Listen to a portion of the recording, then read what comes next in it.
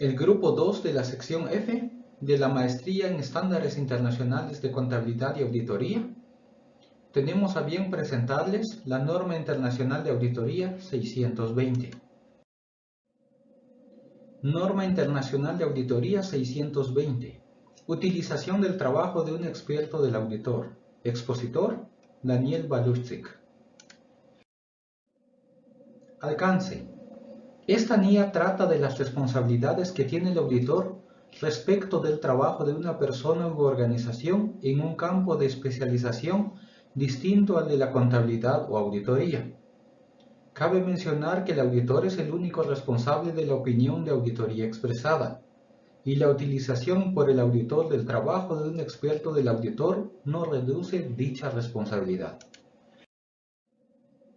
Objetivos: determinar si se utiliza el trabajo de un experto del auditor y, en caso de utilizar el trabajo de un experto del auditor, determinar si dicho trabajo es adecuado para los fines del auditor. Determinación de la necesidad de un experto del auditor. Si para obtener evidencia de auditoría suficiente y adecuada fuera necesaria una especialización en un campo distinto al de la contabilidad o auditoría, el auditor determinará si debe utilizar el trabajo de un experto del auditor. Competencia, capacidad y objetividad del experto del auditor. El auditor evaluará si el experto del auditor tiene la competencia, la capacidad y la objetividad necesaria para los fines del auditor. En el caso de un experto externo del auditor, la evaluación de la objetividad incluirá indagar sobre los intereses y las relaciones que puedan suponer una amenaza para la objetividad de dicho experto. Obtención de conocimiento del campo de especialización del experto del auditor. El auditor obtendrá conocimiento suficiente del campo de especialización del experto del auditor que le permita determinar la naturaleza, el alcance y los objetivos del trabajo del experto para los fines del auditor y evaluar la adecuación de dicho trabajo para los fines del auditor. Acuerdo con el experto del auditor. El auditor acordará con el experto del auditor por escrito cuando resulte adecuado las cuestiones como las siguientes.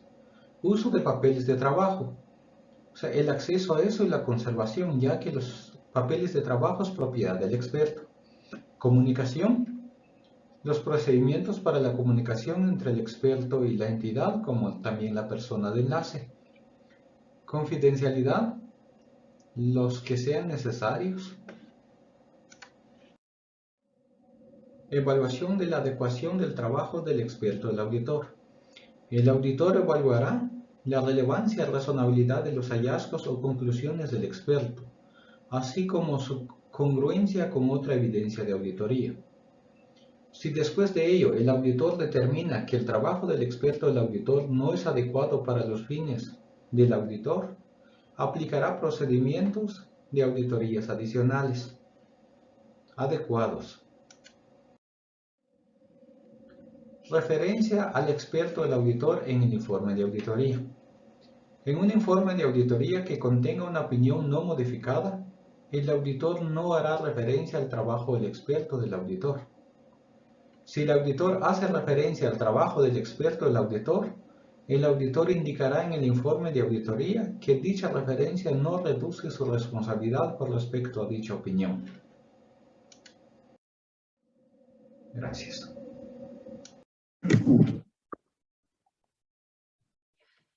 Buen día a todos. Siguiendo con la presentación, tenemos la NIA 700, la cual trata sobre la formación de la opinión y emisión del informe de auditoría sobre los estados financieros.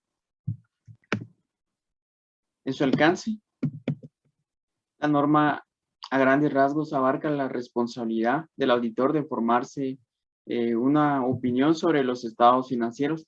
Asimismo, aborda aspectos como la estructura y contenido del informe.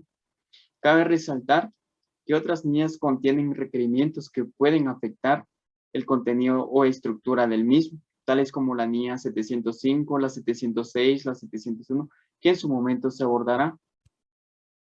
Ya en relación al objetivo del auditor es formarse una opinión sobre los estados financieros mediante una evaluación de las conclusiones extraídas con respecto a la evidencia obtenida. Determinado eso, se debe expresar la opinión de manera clara a través de un informe. En relación a las definiciones, las cuales se proporcionan para poder comprender de una mejor manera el contenido de la misma, se encuentran los estados financieros con fines generales, los cuales son estados financieros preparados conforme a un marco con fines generales, valga la reiteración. Pero ¿qué es un marco con fines generales? Es aquella que satisface las necesidades comunes de información de un amplio espectro de usuarios. También se brinda el término opinión modificada, el cual se brinda o se expresa como cuando se concluye que los estados financieros han sido preparados en todos los aspectos materiales según el marco. Entrando a los requerimientos, tenemos la formación de la opinión sobre los estados financieros. En este requerimiento se resalta que el auditor debe formarse una opinión sobre si dichos estados financieros han sido elaborados en todos los aspectos materiales según el marco.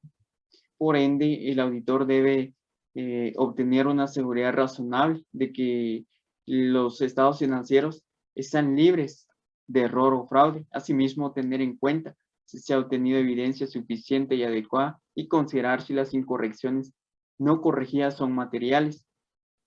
Como parte de esta evaluación de si se cumple con el marco, se debe verificar aspectos cualitativos de las prácticas contables, como por ejemplo, si se revelan adecuadamente las políticas contables y si las mismas son congruentes con el marco, si las estimaciones son razonables, entre otros aspectos importantes. Siguiendo con la forma de la opinión, la norma aclara que se debe emitir una opinión no modificada, favorable o limpia, cuando se determina que los estados financieros han sido elaborados en todos los aspectos materiales conforme a dicho marco, o bien una opinión modificada. Esto cuando se determina que los estados financieros contienen incorrecciones o cuando no se puede obtener evidencia suficiente y adecuada. Luego tenemos el informe de auditoría.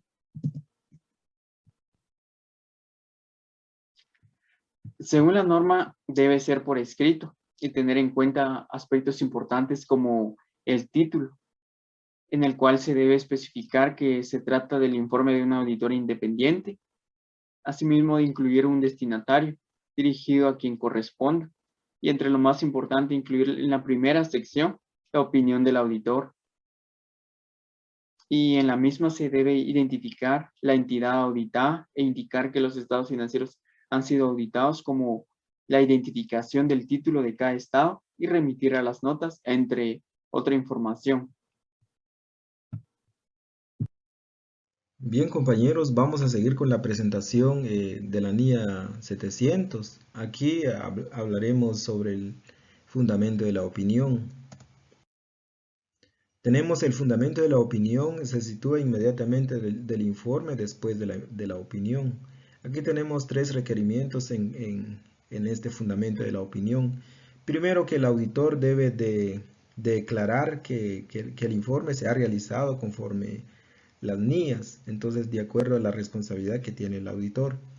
También requerimientos de éticas aplicables. En algunos países varía en su forma de cómo deben presentar en cuanto al uso de éticas aplicables, entonces su fuente también, ¿verdad? Entonces son cuestiones internamente de cada país o que se aplica con las normas de éticas internacionales.